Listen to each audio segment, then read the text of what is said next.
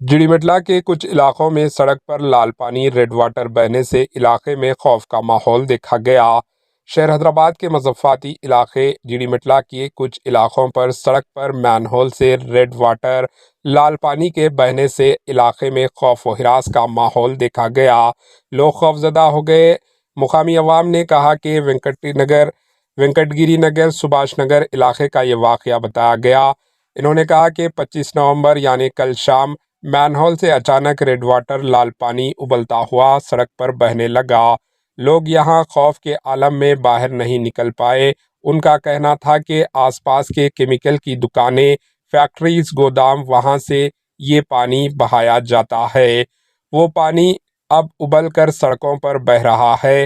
یہ کیمیکل ہے۔ یہ کیمیکل عوام کی صحت کے لیے نقصان دہ ہے۔ مقامی لوگوں کا کہنا ہے کہ یہاں پر چھوٹے اور معصوم بچے رہتے ہیں۔ اب دیکھنا یہ ہے کہ حکام اس پر کس طرح کارروائی کرے گی۔ Bureau report AHN news. AHN news کو لائک کریں، شیئر کریں اور سبسکرائب کرنا نہ بھولیں۔